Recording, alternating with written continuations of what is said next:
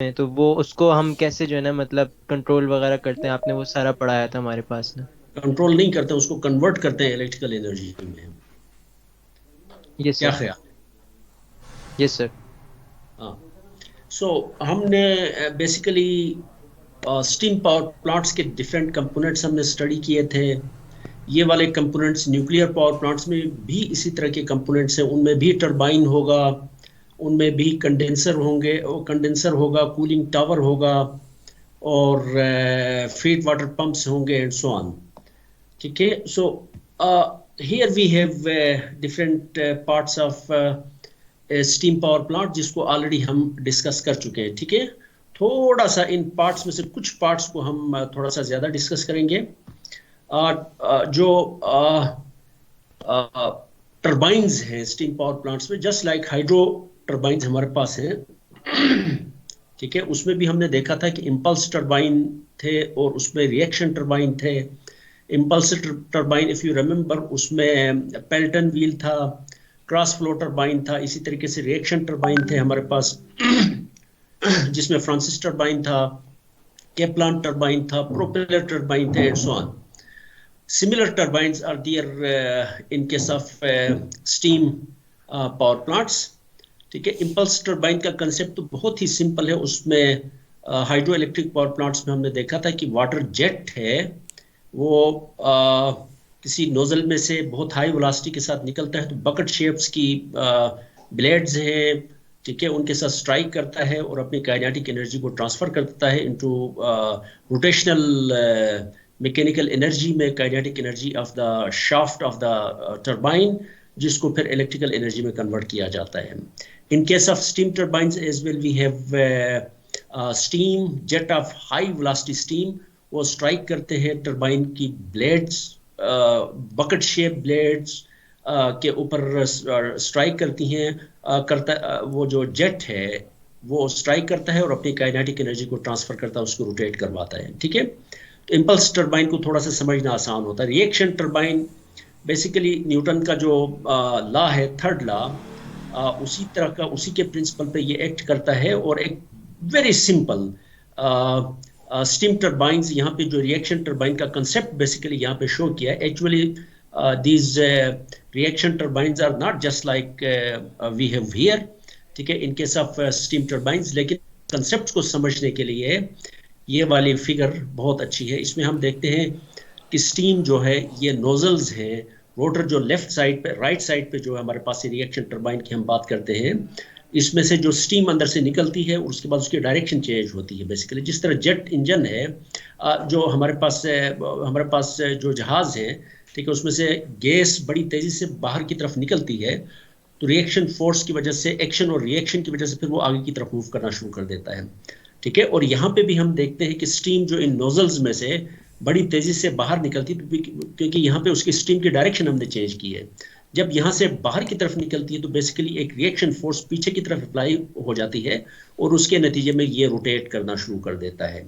ठीक है। सो steam turbines basically इसी प्रिंसिपल पे रिएक्शन की जो फोर्स है उसकी वजह से रोटेट करते हैं। बेसिक प्रिंसिपल स्टीम टरबाइंस का यही है, लेकिन उसकी जो स्ट्रक्चर है, उसका जो डिज़ाइन है, उसकी ब्लेड्स हैं, वो इस तरह की नहीं है जैसे कि इस फिगर में दिखाई गई हैं। ठीक है। So here we have steam turbine units हैं हमारे पास। हाई प्रेशर टरबाइन, जैसा कि हमने प्रीवियसली बात की कि स्टीम टरबाइंस में कोई एक यूनिट हम नहीं लगाते हैं। ठीक है। एक से ज़्यादा यूनिट्स होते हैं। हाई हाई प्रेशर टरबाइन होता है, then we have medium pressure turbine, and then last we have low pressure turbine. इसकी बहुत सारे, एक तो इससे ओवरऑल एफिशिएंसी को हम इम्प्रूव कर सकते हैं, प्लस जो मैकेनिकल स्ट्रेसेस, अगर एक ही टरबाइन हो उसकी मदद से अगर हम एनर्जी को हम कन्वर्ट करें, उसकी वजह से जो मैकेनिकल स्ट्रेसेस इसके ऊपर पड़ेंगे उसको भी अवॉइड कर सकते हैं। ग्रेजुअली जो पावर है उसको हम एक से ज़्यादा टरबाइंस की मदद से उसकी पावर जो है, स्टीम की जो एनर्जी है, उसको हम हार्वेस्ट करें, उसको कैप्चर करें। Is it clear?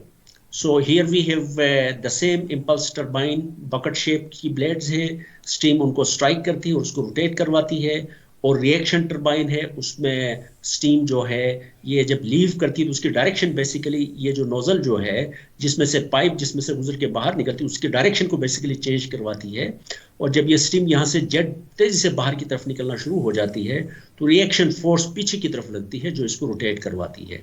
इसकी डिस्कशन बेसिकली स्टीम टरबाइंस की मैंने बुक में भी दी है, तो आप लोगों ने वो जो बुक की जो डिस्कशन है उसमें आप देखेंगे कि कुछ स्टीम के वेलोसिटी की बात होती है, स्टीम के प्रेशर की बात होती है, वेलोसिटी कंपाउंडिंग की बात होती है, प्रेशर कंपाउंडिंग की बात होती है। तो वो चीज़ें आप लोगों ने करनी नहीं है, जस्ट आपको जस्ट आइडिया होना चाहिए। Just like water turbines, we have impulse turbines and we have reaction turbines in case of steam power plants as well. So here we have a cross section of a steam turbine as well. तो यहाँ पे हम देखते हैं, ठीक है, physically it will look like this. Cooling towers. जैसा कि हमने देखा कि इसकी वर्किंग के लिए स्टीम जो आउटलेट से टरबाइन की आउटपुट से जब स्टीम निकलती है तो उसको फिर हम क्या करते हैं, वी जस्ट हैव कंडेंसर में उस स्टीम को हम दोबारा कंडेंस करके वाटर में कन्वर्ट करते हैं। और उसको कंडेंस करने के लिए ऑफ कोर्स स्टीम की एनर्जी को हमें किसी तरीके से वहां से रिमूव करना पड़ेगा। जब स्टीम की एनर्जी है उसको रिमूव करेंगे तो वो कंडेंस होकर वाटर बन जाएगा। उसको रिमूव करने के लिए what we do is there is a secondary loop of course, ठीक है। इसके जरिए कोल्ड वाटर जो है उसको हम यहाँ से फ्लो करवाते हैं इन पाइपिंग जो सिस्टम है उसके अंदर से। और ये जो वाटर है इसकी अमाउंट, क्वांटिटी, फ्लो रेट और अमाउंट इतनी ज़्यादा है कि यहाँ से जो एग्जिट करता है स्टीम उसके टेम्परेचर को रिड्यूस करके, फॉर एग्जांपल अगर इन्वायरमेंट का टेम्परेचर या यहाँ से जहाँ से किसी लेक में से आप कोल्ड वाटर को एक्सट्रैक्ट करते हैं उसका टेम्परेचर, अगर वाटर का टेम्परेचर 25 डिग्री सेंटीग्रेड है तो जो दोबारा यहाँ से हीट को लेके ये वाटर जब दूसरी जो ये वाला अपर पाइप में से जब बाहर निकलता है तो इसका टेम्परेचर कोई 25 के मुकाबले में ये कोई 35 डिग्री हो जाता है। It means that the water that cools steam converts it into water again in the condenser, ठीक है। तो जो कूलिंग वाटर है उसके टेम्परेचर में 10 डिग्री सेंटीग्रेड का चेंज आता है, ठीक है। 25 डिग्री सेंटीग्रेड पे कंडेंसर के अंदर जाता है और 35 डिग्री सेंटीग्रेड या 33 डिग्री सेंटीग्रेड पे ये बाहर निकल आता है, ठीक है। अगर तो कोई रिवर है तो आप ये करेंगे कि रिवर के अप साइड पे फॉर एग्जांपल पानी को आप वहां से आप पंप करते हैं through this lower piping system, ठीक है। और उसके बाद जो पानी गर्म हो जाता है इसमें से सर्कुलेट करके स्टीम को कंडेंस करके जो पानी निकलता है उसका 35 डिग्री सेंटीग्रेड होता है, ठीक है। उसको रिवर या कोई कैनाल है उसके लोअर साइड पे कोई दूर कहीं उसको फिर आप उसको डिस्चार्ज करते हैं, ठीक है। इस तरीके से कंटिन्यूसली आपको 25 डिग्री सेंटीग्रेड पे वाटर मिल जाता है, कूलिंग वाटर मिल जाता है। एक तो तरीका ये है। फिर मैंने आपको बताया था कि कोई लेक हो सकती है, लेक से आप कूलिंग वाटर को आप पंप करते हैं इन दिस पाइपिंग सिस्टम और उसके बाद जब उसका temperature of course it takes the heat from the condenser और उसके बाद उसको डिस्चार्ज करते हैं लेक के किसी और साइड पे, ठीक है। उन दोनों को इकट्ठा एक जगह पे आप एक ही जगह से आप पानी को निकाल के उसी जगह पे आप डंप नहीं करते हैं, उससे फिर उसका टेम्परेचर वहां से जो पानी आप दोबारा पंप करेंगे तो उसका टेम्परेचर राइज हो जाएगा, ठीक है। लेकिन इसके फिर ऑफ कोर्स इस हॉट वाटर को आप दोबारा पंप करते हैं रिवर पे या लेक पे, इसके इन्वायरमेंटल इश्यूज हैं, जो एक्वा लाइफ है, फिश है और मेरीन वो जो लेक के जो अपनी एक इन्वायरमेंट है, ठीक है, उसमें फिर आ जाएगी, उसमें इन्वायरमेंटल इश्यूज इसकी वजह से प्रोड्यूस हो जाएंगे, ठीक है। अगर रिवर और lake thermal power plant, steam power plant अगर आप कहीं लगाते हैं, ऑफ कोर्स इससे ये भी अंदाजा हुआ कि huge amount of water is needed to condense the steam, ठीक है। सो if the power plant is located near a river or a lake, ठीक है, तो वहां से तो आपको पानी मिल जाएगा। लेकिन अगर पानी की वाटर की क्वांटिटी, कूलिंग वाटर की अगर बहुत ज्यादा नहीं है तो उसमें फिर हम बेसिकली इस्तेमाल करते हैं कूलिंग टावर, ठीक है। कूलिंग टावर का बेसिकली यहाँ पे कूलिंग टावर शो किया है, ठीक है। दिस हॉट वाटर, जैसा कि मैंने आपको बताया, अगर ये 25 डिग्री सेंटीग्रेड का वाटर कंडेंसर के अंदर जाता है तो बाहर निकलता है तो ये कोई 35 होता है और 35 को हमने दोबारा रिड्यूस करके उसके टेम्परेचर को 25 डिग्री सेंटीग्रेड बनाना है, तो वो basically this action is performed by the cooling tower. तो कूलिंग कूलिंग जो टावर है उसका वर्किंग प्रिंसिपल क्या है? It's very simple. अगर आपके पास, इफ यू हैव वाटर, ठीक है, 100 kg वाटर है, और उस वाटर को अगर आप इवापोरेट करवाएं किसी तरीके से, तो बाकी जो नीचे 1% of that water, 100 kg water है, उसमें से 1 kg को आप इवापोरेट करवाएं, तो बाकी जो नीचे वाटर रह जाता है उसका टेम्परेचर 5.8 डिग्री सेंटीग्रेड ड्रॉप हो जाता है। This is very important scientific fact. ठीक है, इसी तरीके से ये जो कूलर्स जो हैं जिसमें हम पानी इस्तेमाल करते हैं, बेसिकली भी उनमें जो कूलिंग का इफेक्ट है वो इसी वजह से आता है, क्योंकि वाटर को जब इवापोरेट करते हैं तो पानी में का जो टेम्परेचर है, 1 kg अगर पानी 100 kg में से इवापोरेट होता है तो टेम्परेचर 5.8 डिग्री सेंटीग्रेड ड्रॉप हो जाता है। Is it clear?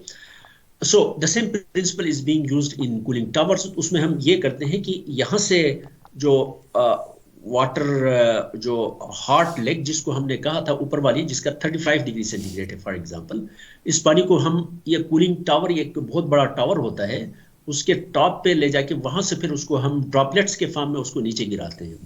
ठीक है, और यहाँ नीचे फैंस लगे होते हैं, वो फैंस में से जब हवा अंदर निकलती है ऊपर की तरफ जाती है, तो जो पानी के ड्रॉपलेट्स हैं, ठीक है, उन उन उन उनको एवापोरेशन हो जाती है, और उसमें से जब पानी एवापोरेट होकर चला जाता है तो जो रिमेनिंग जो ड्रॉपलेट्स हैं, ठीक है, तो उनका टेम्परेचर क्या हो जाता है? गिर जाता है। तो इसका मतलब ये हुआ, वी एज्यूम दैट नीचे वाली हॉट लेग जो है, कोल्ड लेग जो यहाँ से आ रही है, उसका टेम्परेचर कितना है?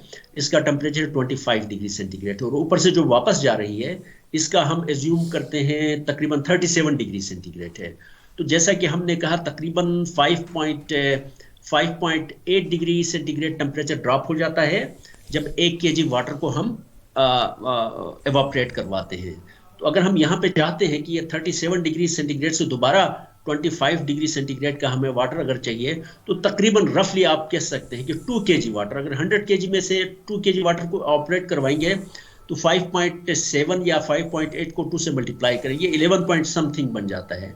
तो let us assume that almost 12 degree centigrade temperature को ड्रॉप करवाने के लिए हमें 2% वाटर को एवापोरेट करवाना पड़ेगा। तो यहाँ पे भी अगर हमने टेम्परेचर डिफरेंस रखना है हॉट लेग और कोल्ड लेग के दरमियान, 12 डिग्री सेंटीग्रेड का टेम्परेचर डिफरेंस फॉर एग्जांपल, ठीक है, तो फिर हमें क्या करना पड़ेगा? जितना पानी यहाँ से आ रहा है उसका 2% यहाँ से इवापोरेट करके यहाँ से अगर निकल जाएगा, तो बाकी जो रिमेनिंग पानी होगा उसका टेम्परेचर 25 डिग्री सेंटीग्रेड हो जाएगा। दोबारा उस पानी को हम यहाँ पे कलेक्ट करते हैं और उसको फिर हम यहाँ से सर्कुलेट करवाते रहते हैं, ताकि यहाँ से जो स्टीम आ रही है वो कंडेंस हो जाए।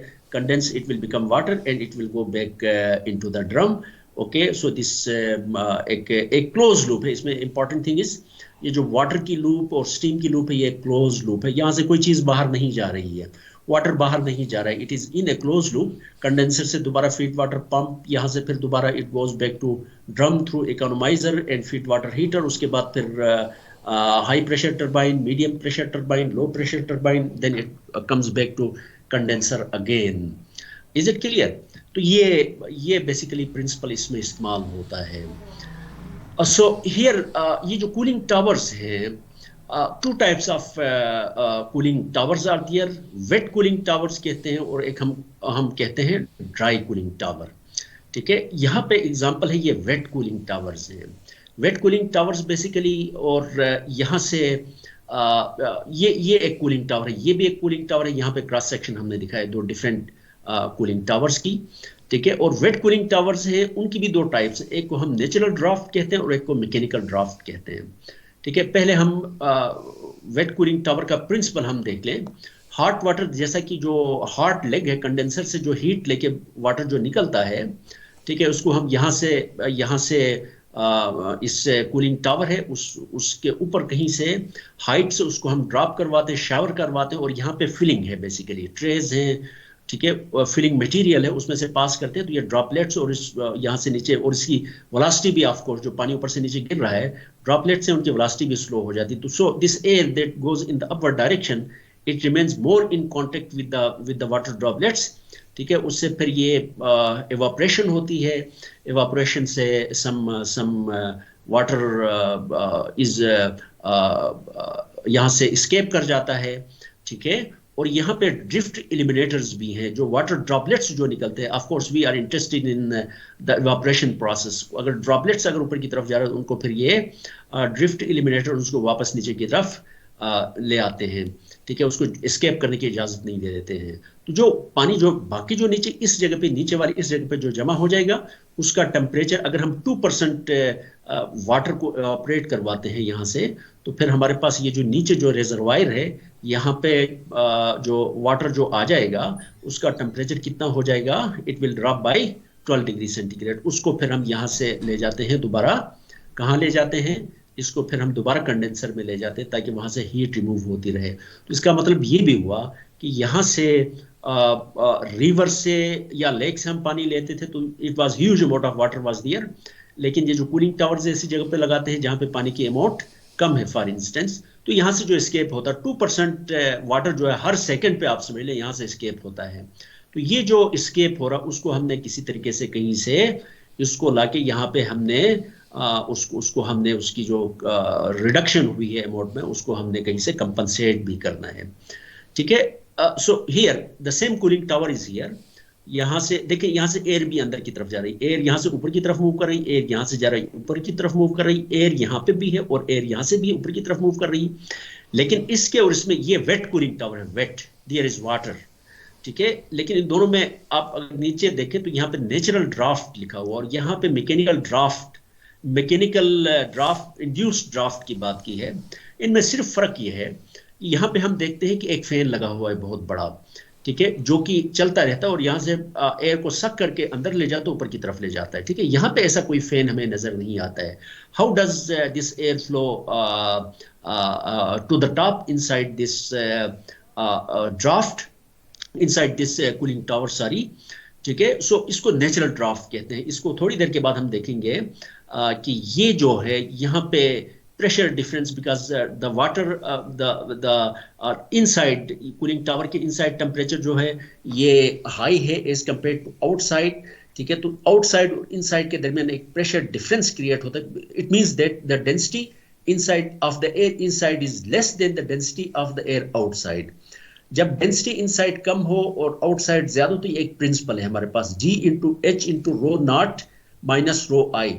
ये प्रेशर डिफरेंस क्रिएट होता है आउटसाइड और इनसाइड के दरमियान, ठीक है। तो ये आपने मैट्रिक में भी पढ़ा होगा, एफएससी में भी पढ़ा होगा। ये जो है ना, एक रो इंटू जी इंटू एच, जो प्रेशर किसी सरफेस के ऊपर एटमॉस्फेरिक जो प्रेशर होता है, वाटर कॉलम का जो प्रेशर होता है, रो इंटू जी इंटू एच के बराबर होता है। बेसिकली उस प्रिंसिपल को हम यहाँ उस प्रिंसिपल की मदद से we can find this delta P, the pressure difference between the outside and inside, ठीक है। तो ये जो नेचुरल ड्राफ्ट है, इसमें कोई फैन वगैरह आपको नजर नहीं आएगा, देयर इज नो फैन। लेकिन एयर का फ्लो इनसाइड आउटसाइड से अंदर की तरफ जाता है और इनसाइड से फिर ऊपर की तरफ चला जाता है। वजह क्या है? उसकी वजह ये है कि ये आउटसाइड का डेंसिटी है, ये इनसाइड में टेम्परेचर ज्यादा है, तो इसकी डेंसिटी जो है वो कम है, आउटसाइड की डेंसिटी कम है। G into H, H is height of this cooling tower, ठीक है। तो इससे एक temperature pressure gradient, pressure difference एक क्रिएट होता है। जब भी प्रेशर डिफरेंस हो तो हमें पता है कि एयर का फ्लो शुरू हो जाता है। विंड्स जो है ये प्रेशर डिफरेंस की वजह से, किसी जगह पे जब हीट पड़ती है, सोलर रेडिएशंस पड़ती हैं, तो वहाँ एयर की डेंसिटी कम हो जाती है, ठीक है, और उसकी वजह से फिर वो ऊपर की तरफ जाना शुरू हो जाती है, जिसकी वजह से दूसरी जगह से फिर एयर उस डायरेक्शन पे मूव करना शुरू कर देती है, ठीक है।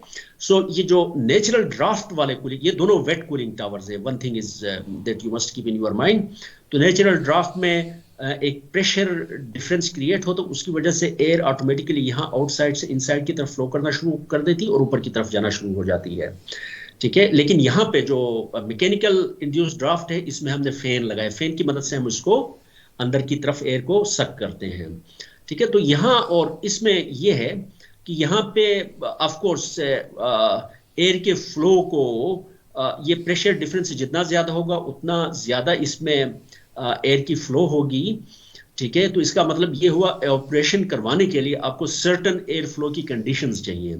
आपको प्रेशर डिफरेंस जो है, एक मिनिमम लेवल का प्रेशर डिफरेंस आपको मेंटेन रखना होता है। तो उसके लिए हम देखते हैं कि यहाँ पे जो एच है, जितनी इस टावर की हाइट को हम बढ़ाते चले जाएं, तो फिर ये प्रेशर डिफरेंस बढ़ता चला जाएगा और एयर का फ्लो जो है वो फिर ज्यादा हो जाएगा और ऑपरेशन आप ज्यादा करवा सकेंगे। जितना ये एच कम करते चले जाएंगे तो प्रेशर डिफरेंस कम होगा, तो एयर का फ्लो कम होगा और ऑपरेशन कम होगा। ठीक है, ये वाले जो टावर्स हैं जिसमें हमने फैन लगाया, क्योंकि यहाँ पे फोर्स कर रहे हैं एयर को, ठीक है, तो फैन की स्पीड की मदद से, तो इसका मतलब ये हुआ कि इनकी हाइट जो है ये बहुत ज्यादा नहीं होगी।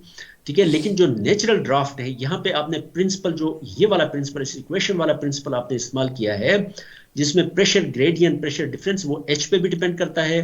ठीक है, G is a constant of course 9.81 metre पर सेकंड स्क्वायर। ठीक है, तो इसका मतलब ये हुआ कि delta P a minimum certain जो है वैल्यू जो है डेल्टा पी का, उसके लिए फिर हमें एच की वैल्यू हमें ज्यादा रखनी पड़ेगी। तो जो नेचुरल ड्राफ्ट कूलिंग टावर्स, उनकी हाइट क्या होती है, बहुत ज्यादा होती है as compare to this mechanical induced draft. बहुत ज्यादा होगी तो तब ये प्रेशर डिफरेंस इतना होगा, जो जो एयर की फ्लो की जो कंडीशंस है, जो 2% वाटर को इवापोरेट कर सके, वो हम मेंटेन कर सकेंगे। ठीक सर है, हमें सो कैसे हमें जी कैसे बेटा, हमें कैसे पता लगेगा कि कितना प्रेशर डिफरेंस हमें रखना है कि इतनी एयर एवेपोरेट हो जाए, टेम्परेचर इतना कम कर दें? वो तो खैर वो सारी डिजाइनिंग होगी ना, सही जब आप उसकी हाइट आप चूज करेंगे। ठीक है, तो वो सारी आप डिजाइनिंग इस तरीके से करेंगे कि वो सारी चीजें इंश्योर करेंगे। सही है। Is it clear? ठीक है ठीक सर। है, सो यहाँ पे हम देखते हैं कि wet cooling tower, force draft, और ये जो फिगर है यहाँ पे, ये इसको मैं यहाँ से खत्म करूँ। ठीक है, ओके, सो यहाँ पे force draft wet cooling towers, ये देखिए नीचे छोटे वाले जो हैं, दीज आर फोर्स ड्राफ्ट। ठीक है, तो ये वेट कूलिंग टावर्स है और ये नेचुरल ड्राफ्ट है। इनका जरा कंपैरिजन करके देखें, इसकी हाइट बहुत ज्यादा है। ठीक है, 122 मीटर। यहाँ पे जो प्रिंसिपल इस्तेमाल होता है, ये वाला जो प्रिंसिपल इस्तेमाल होता है, यहाँ पे फैंस लगे हुए हैं जो एयर को अंदर की तरफ पुश करते हैं या ऊपर से एयर को आप सक करके बाहर निकालते हैं। ठीक है, एयर एयर के फ्लो को आपने बेसिकली इसके अंदर से मेंटेन करना है, ताकि air will come in contact with the water droplets.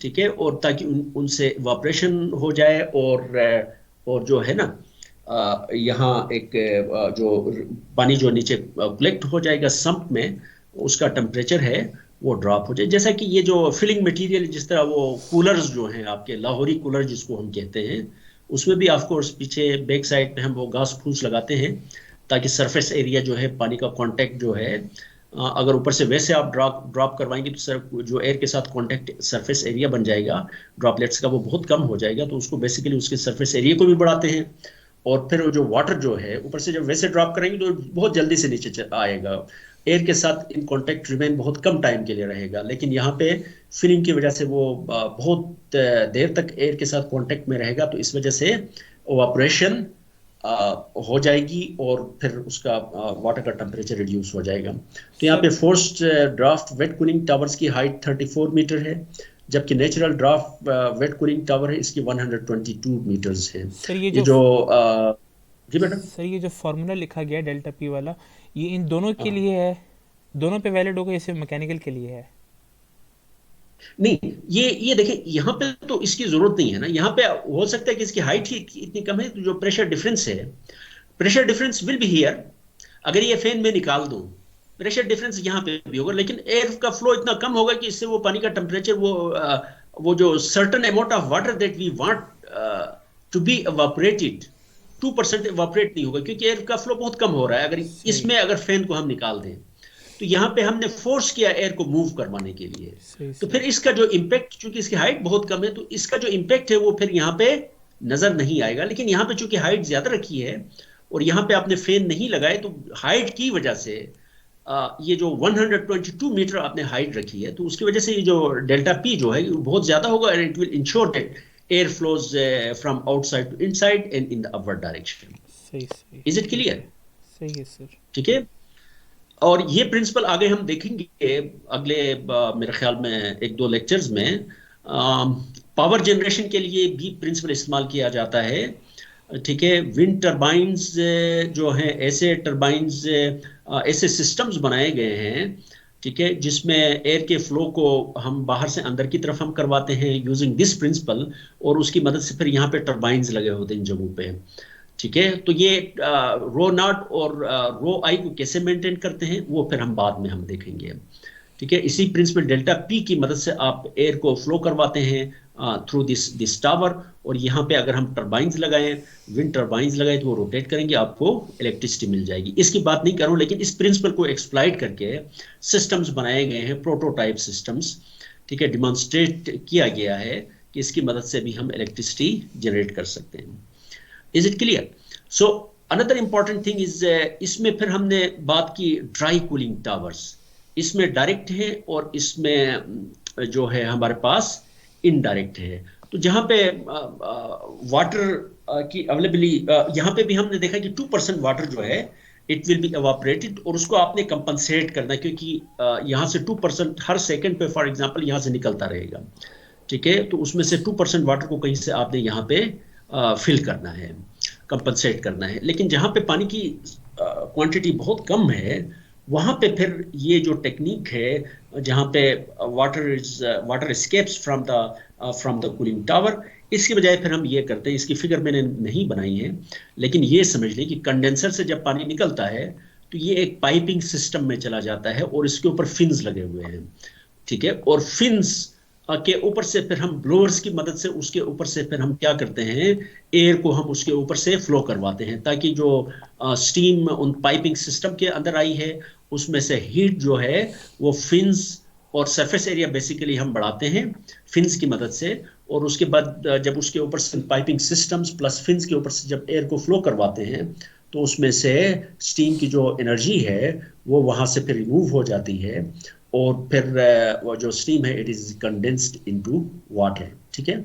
ये हमारे पास है जो ड्राई कूलिंग टावर्स, ये डायरेक्ट हो गया, जहाँ पे water passes, steam passes through piping systems, and we remove heat with the help of some fans, blowers, ठीक है, from the outside of these piping systems. Indirect में basically हम क्या करते हैं, इनडायरेक्ट में बिल्कुल एग्जैक्टली इसी तरह का सिस्टम है जैसा कि यहाँ पे है। यहाँ पे हमने शो किया था, कहाँ गया, एक मिनट, ठीक है, इसी तरह का सिस्टम है जैसा कि यहाँ से ये हमारे पास है, वहां पे ये चीज नहीं लगी हुई है, ठीक है, बल्कि मैं इस फिगर को अगर मैं डिस्कस करूं तो ज्यादा बेहतर है। यहां से देखिए कंडेंसर है, उसमें हमने क्या किया, ड्राई कूलिंग टावर में एक तरीका ये है कि इसको जो स्टीम है उसको डायरेक्ट एक पाइपिंग सिस्टम के अंदर ले आए, ठीक है, और उसके बाद उस पाइपिंग सिस्टम के ऊपर से हमने एयर फ्लो करवाई, ठीक है, ताकि वो कंडेंस हो जाए। दूसरा तरीका क्या है, स्टीम को आप कंडेंसर में ले आए, ठीक है, और उसके बाद फिर ये secondary piping system it will be still there, जिसमें से पहले हम क्या करवाते थे, कोल्ड वाटर को फ्लो करवाते थे, अब भी कोल्ड वाटर को ही फ्लो करवाएंगे, लेकिन यहाँ कूलिंग टावर के बजाय यहाँ पे फिर एक हीट एक्सचेंजर होगा, जिस तरह ये है इसी तरह का हम यहाँ पे लगाएंगे, कूलिंग टावर नहीं होगा, और उस हीट एक्सचेंजर के ऊपर से फिर हम हवा को ब्लो करवाएंगे, ताकि इसके अंदर जो हीट है, ठीक है, हॉट वाटर जो अपनी हीट को स्टीम से उसने लिया है और इस पाइपिंग सिस्टम के अंदर आया है, उसमें से उसकी हीट को हम क्या करें, रिमूव करें, उसका टेम्परेचर लोअर हो जाए और दोबारा वापस चला जाए। तो इसका मतलब ये हुआ, ये वाले जो ड्राई कूलिंग सिस्टम्स जो हैं, ठीक है, उनकी मदद से डायरेक्ट और इनडायरेक्ट है, उसकी मदद से ये जो वाटर है स्केप कर जाता है, लॉस हो जाता है, जिसको हमें कंपनसेट करना पड़ता है, ठीक है, उसकी फिर जरूरत पेश नहीं आएगी। Is it clear? Yes. Hello, ठीक है। देन वी हैव एक बहुत इंपॉर्टेंट एक कंपोनेंट है, इसको हम फीड वाटर पंप कहते हैं। This is the feed water pump. It has to pump condenser का जो वाटर है, इसको पंप करता है यहाँ से कंडेंसर से into the drum. Of course उसमें हमने दो कंपोनेंट्स हमने दरमियान में रास्ते में ऐड भी कर दिए हैं। अगर मैं सिंपल फिगर देखूं तो इसको हम फीड वाटर पंप कहते हैं। This is the feed water pump यहाँ पे जो है, ठीक है। तो सो ये it is very very big pump motor है जो इस पंप को ड्राइव करती है, and this pump takes about यहाँ पे 1% ऑफ द जनरेटर आउटपुट। जितनी आउटपुट, मसला अगर 1000 मेगावाट का जनरेटर है तो उसका 1% कितना हो गया, 10 मेगावाट। आप समझ लें कि ये पंप जो है ये 10 मेगावाट पावर जो है जनरेटर की आउटपुट है, उसको ये कंज्यूम करता है to pump the water from condenser into the drum. लेकिन ये सारी पावर जो 1% लेता है 10 मेगावाट, ये ज़ाया नहीं होती है, बिकॉज जब भी आप पंप करके अगर हाई प्रेशर उसमें high pressure of course pump drum का प्रेशर जो है वो कंडेंसर के मुकाबले में ज़्यादा होता है, ठीक है। तो ये जब उसको वहां पे पंप करता है तो बेसिकली अब जो एनर्जी लेता है उसका बहुत बड़ा पोर्शन जो है वो आप समझ लें कि प्रेशर एनर्जी में कन्वर्ट कर देता है, ठीक है। और बाकी इसके अपने थोड़े बहुत कुछ लॉसेस होते हैं। Then we have draft system and stack. तो यहाँ पे एक और कंपोनेंट है that is also very important. यहाँ पे हम देखते हैं कि ये ड्रम है, ड्रम से फिर फ्लू गैसेज हैं। Here we have the furnace है, फर्नेस के अंदर कोल के लम्प्स भी हम डाल सकते हैं। Different types of furnaces are there of course, ठीक है। कोल के लम्प्स को हम बंद कर सकते हैं, कोल को हम पाउडर के फॉर्म में अंदर हम डाल सकते हैं। Different types of furnaces are there. तो यहाँ से जो फ्लू गैसेज हॉट गैसेज हैं दे एस्केप फ्रॉम हियर, और उसके बाद then they have to go through this boiler के डिफरेंट कंपोनेंट्स हैं। सुपर हीटर की बात की थी, रीहीटर की बात की थी, इकोनोमाइजर की बात की थी, और उसके बाद यहाँ से जो वेरी हॉट फ्लू गैसेज हैं वो यहाँ से निकलती है, और उसकी भी कुछ एनर्जी को फिर हम ये एयर प्री हीटर की मदद से उसको कैप्चर करते हैं। फिर ये फ्लू गैसेज यहाँ से निकलती हैं और इमिशन कंट्रोल सिस्टम्स यहाँ पे लगे हुए हैं। इनकी मदद से फ्लाई ऐश जो है इसको जब हम बंद करते हैं तो ऑफकोर्स कुछ ऐश जो है वो यहाँ से हम नीचे से निकाल लेंगे, लेकिन कुछ ऐश जो होगी वो फ्लाई ऐश होगी, वो वहाँ से निकलेगी, ठीक है। तो उसको फ्लाई ऐश को हमने किसी तरीके से इन्वायरमेंट में डिस्पर्स करने से पहले ये जो गैसेज हैं, फ्लू गैसेज हैं, उसका जो इमिशन कंट्रोल सिस्टम की मदद से फ्लाई ऐश को भी हमें रिमूव करना पड़ेगा। और फिर इसमें से सल्फर के ऑक्साइड्स हैं और नाइट्रोजन के ऑक्साइड्स हैं। सल्फर के ऑक्साइड्स और नाइट्रोजन के oxides of course they are responsible for acid rains, ठीक है। तो उनको हमने किसी तरीके से यहाँ से रिमूव करना है। कार्बन डाइऑक्साइड, जैसा कि आप लोगों ने कुछ एग्जांपल्स वगैरह भी प्रॉब्लम्स आप लोगों को दिए थे, huge amount of carbon dioxide is there, जो कि इन्वायरमेंट के लिए बहुत हार्मफुल है, ग्रीन हाउस गैस है, लेकिन इसकी so huge quantity of carbon dioxide is there, इसको हम रिमूव नहीं करते यहाँ से। We let the carbon dioxide go, ठीक है, इनटू द एनवायरनमेंट। लेकिन जो सल्फर के ऑक्साइड्स और नाइट्रोजन के ऑक्साइड्स और फ्लाई ऐश है, उनको ये जो इमिशन कंट्रोल सिस्टम है उसकी मदद से हम यहाँ पे रिमूव करते हैं, रिटेन करते हैं एज मच एज पॉसिबल। और उसके बाद रिमेनिंग जो फ्लू गैसेज है जिसमें कार्बन डाइऑक्साइड है, उसको फिर हम ये स्टैक है, ये बहुत ऊंची चिमनी है, उसकी मदद से फिर एटमॉस्फेयर में हम डिस्पर्स करते हैं, एटमॉस्फेयर में हम डाल लेते हैं। इज इट लाइक यहाँ पे फिर एक और चीज़ इंपॉर्टेंट चीज़, बिकॉज दिस बर्निंग का प्रोसेस है, कार्बन प्लस O2 इनकी कम्बिनेशन से CO2 बन जाता है, और उससे फिर heat, exothermic process is there, heat is produced, ठीक है। तो इस प्रोसेस को जारी रखने के लिए we need huge amount of air, ठीक है। सिंपल ये नहीं है कि जिस तरह किसी चूल्हे में आप आग लगाते हैं, ठीक है। सो इसके अंदर बहुत ज़्यादा आपको एयर चाहिए, ऑक्सीजन चाहिए, और उसके बाद जो बर्निंग से यहाँ पे जो गैसेस जमा हो जाती हैं उनको भी किसी तरीके से आपने यहाँ से बाहर निकाल के स्टेक के थ्रू आपने एटमॉस्फेयर में भेजना है, ठीक है। उसके लिए फिर हम क्या करते हैं, यहाँ पे फैंस लगे हुए हैं, एम्बियंट एयर है, इसको ये ब्लोअर्स हैं, फैंस हैं, ये उसको सक करते हैं, ठीक है। और उसके बाद उसको एयर प्री हीटर में थोड़ी सी फ्लू गैसेस की जो हीट है उससे हम इसको हीट करते हैं एयर को, और उसके बाद फिर इसको हम इसमें फर्नेस के अंदर हम डाल देते हैं, ठीक है। तो ये यहाँ से हम बेसिकली पुश करते हैं एयर को इसके इनसाइड, ठीक है। तो इसका मतलब है इनसाइड का टेम्परेचर ये आउटसाइड के टेम्परेचर से, इनसाइड का प्रेशर जो है ये आउटसाइड के प्रेशर से थोड़ा सा ज्यादा होगा, जिसकी वजह से इन गैसेस की मूवमेंट है, फ्लू गैसेस की, it will be maintained and these gases they will go out. यहाँ से जो फैन लगा के जो हम फोर्स करते हैं एयर को इनसाइड दिस चैम्बर, इसको हम फोर्स्ड ड्राफ्ट फैन कहते हैं, जहाँ से फोर्स करके भेजते हैं एयर को। दूसरा तरीका क्या है, इस फैन के बजाय हम यहाँ पे इंड्यूस ड्राफ्ट फैन है, यहाँ पे हम लगाते हैं, here before the stack after emission control systems, ठीक है। जब ये एयर को सक करेगा तो ऑफ कोर्स ये एयर जो है ये इस पाथ से एयर यहाँ से जब इसको सक करेंगे with the help of this induce draft fan, तो इसका मतलब ये है कि अब इन्वायरमेंट से एयर यहाँ अंदर चली जाएगी, क्योंकि सकिंग का प्रोसेस है, तो यहाँ से फिर एयर यहाँ से ऐसे फ्लो करेगी, और with the help of this fan you will add the air into the gases, flue gases into the environment, जिसमें carbon dioxide will be the major component of flue gases of course, ठीक है। तो ये force draft fan है, और ये हमारे पास induce draft fan है। ये फोर्स ड्राफ्ट अगर इंड्यूस ड्राफ्ट फैन में लगा हुआ है, ठीक है, फोर्स ड्राफ्ट फैन नहीं है, तो इसका मसला ये इसकी मेंटेनेंस की कॉस्ट बहुत ज़्यादा, क्योंकि ये जो गैसेज हैं, डिफरेंट गैसेज इसमें से गुजर के जाएंगी, तो इसमें उन गैसेज की वजह से इसकी लाइफ और मेंटेनेंस के इश्यूज होंगे।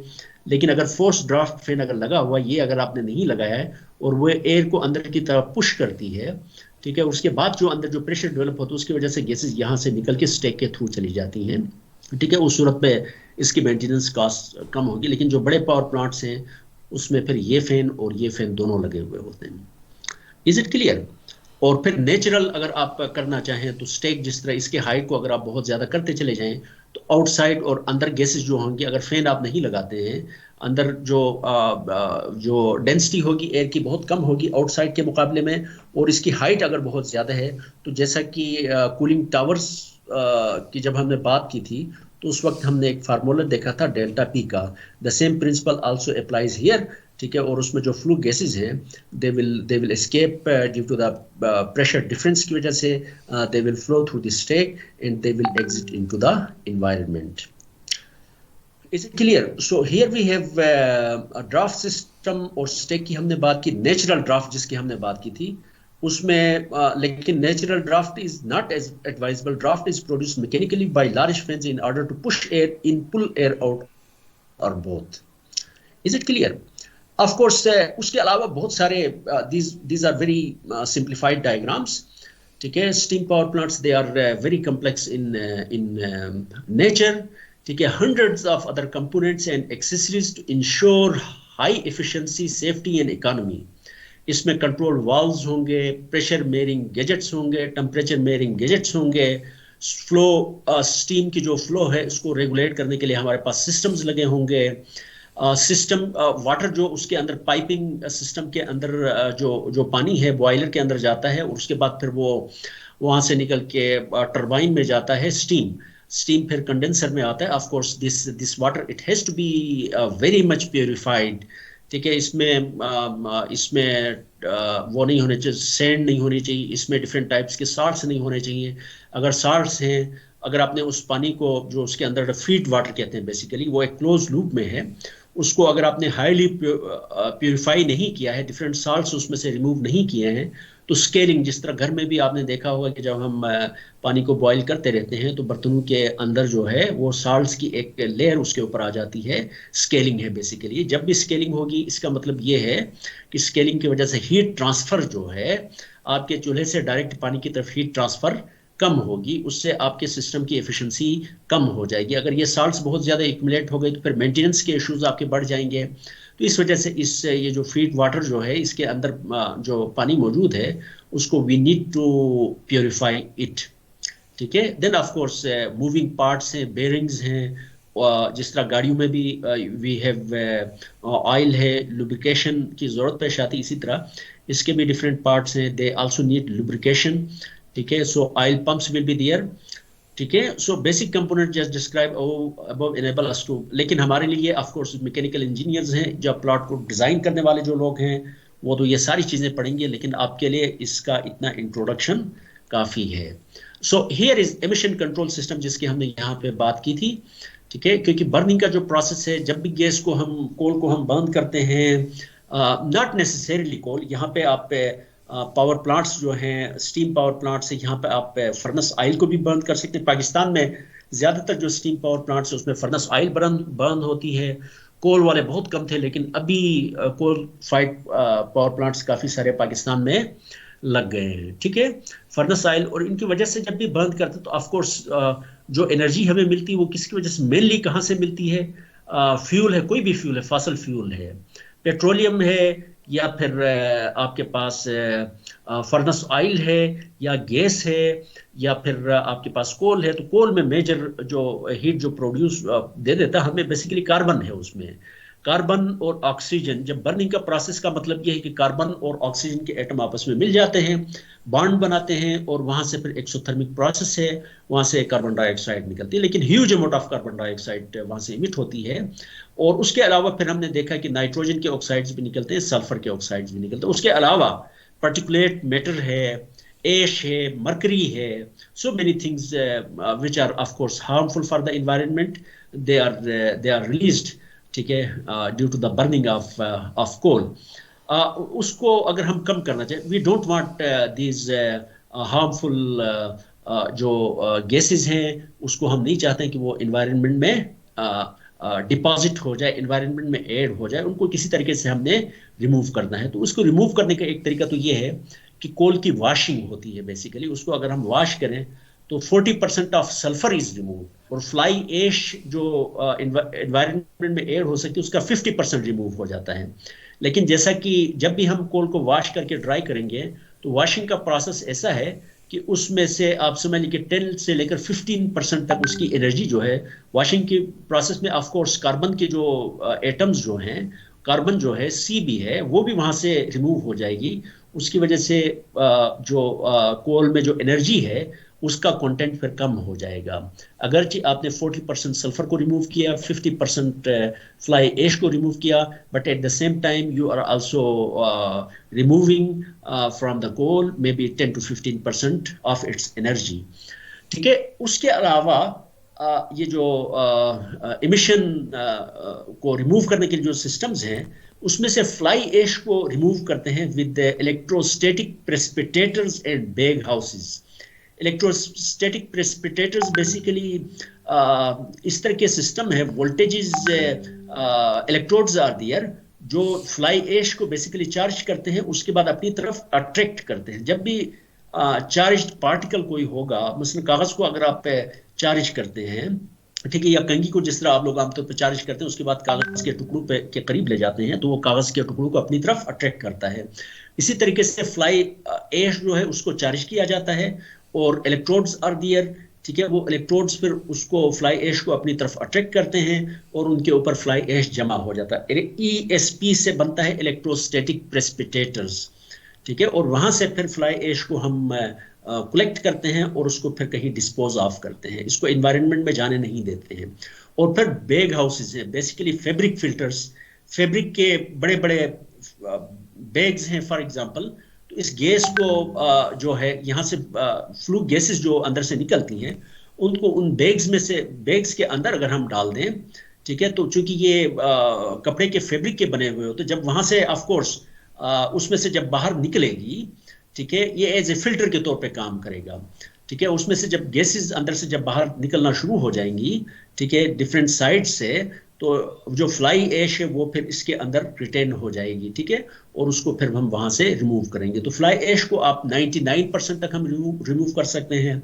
फिर SO2 है, जो पाथ है इसका, गैसेस का जो फ्लू गैसेस का जो पाथ है, this is the path of the flue gases. ये एयर यहाँ से, here we have the boiler, तो ये हमारे पास है, ये एमिशन कंट्रोल सिस्टम जो है यहाँ पे, इसके पाथ में लाइम या लाइमस्टोन को जब हम इसके पाथ में जो है ना इंजेक्ट करते हैं, तो वो लाइम और limestone it interacts with S sulphur in the flue gases, SO2 के साथ। जो फ्लू गैसेस में SO2 जो है उसके साथ लाइम और लाइमस्टोन इंटरेक्ट करता है, ठीक है, और उसी तरीके से फिर नया कोई कंपाउंड बन जाता है, और फिर वहां से जो 90% जो है वो SO2 को हम इसी तरीके से रिमूव करते हैं, ठीक है। Flue gas desulphurisation removes 99% of SO2। और ये जो लाइम और लाइमस्टोन की जो स्लरी है, उसको अगर हम, ये जो फ्लू गैस डिसल्फराइजेशन का मतलब ये है कि उसका जो पानी के साथ जो मिक्सचर है, स्लरी को अगर गैसेस के ऊपर हम स्प्रे कर दें, तो वहां से आप समझ लें कोई 99% जो है वो SO2 को हम रिमूव कर सकते हैं। NOx 90% तक हम रिमूव कर सकते हैं with selective catalytic reduction techniques। There are different techniques, with the help of those techniques we can remove, ठीक है, NOx, SOx, ठीक है, इन गैसेस को और फ्लाई एश को। किसी जमाने में जब ये वाला सिस्टम ऐड नहीं किए जाते थे, तो उस वक्त coal fired power plant, of course many years back, environment पे इसके जो इफेक्ट्स थे वो लोगों को बहुत ज़्यादा अंदाज़ा नहीं था, ठीक है। तो उस वक्त की जो सिस्टम्स थे उसमें probably if this system were not there, तो उससे फिर कोल फायर्ड पावर प्लांट्स की जो इलेक्ट्रिसिटी थी वो बहुत चीप हो जाती थी। लेकिन अब इन्वायरमेंट की रेगुलेशंस हैं, बेसिकली हर कंट्री की अपनी हैं। वो कहते हैं कि अच्छा, आपका एक कोल फायर्ड पावर प्लांट है, इसमें से 1% से ज़्यादा सल्फर की जो गैसेज हैं उनकी जो क्वांटिटी है 1% से ज़्यादा नहीं होनी चाहिए, ठीक है, और नाइट्रोजन ऑक्साइड की जो है वो 90% और 95%, जिस तरह यूएसए डिफरेंट स्टेट्स की अपनी रेगुलेशंस हैं बेसिकली, तो वो इन्फोर्स करती हैं कि आपका जो आपने जो सिस्टम्स ऐड किए हैं वो 99% जो है सल्फर डाइऑक्साइड को अपने अंदर रिमूव करना चाहिए। ठीक है, ओनली जो प्रोड्यूस होती है उसका only 1% is allowed to go into the atmosphere. इसी तरीके से नाइट्रोजन के जो ऑक्साइड्स हैं उनके बारे में है कि इतनी परसेंटेज से ज्यादा उनको इन्वायरमेंट में नहीं जाने चाहिए। तो जब ये सिस्टम आप ऐड कर लेते हैं तो of course then the cost of electricity from coal fired power plants it increases. CO2 of course it is responsible for global warming. It is a greenhouse gas, but its quantity is very very huge. इसको हम किसी तरीके से हम remove नहीं कर सकते। अगर रिमूव करना चाहें तो उसके लिए फिर हमारी जो कास्ट है from these coal fired power plants, उसकी कास्ट फिर इलेक्ट्रिसिटी वहाँ से जो जनरेट करेंगे उसकी कास्ट बहुत ज़्यादा बढ़ जाएगी और फिर ये इकोनॉमिकल नहीं होंगे इनसे इलेक्ट्रिसिटी जनरेट करने में।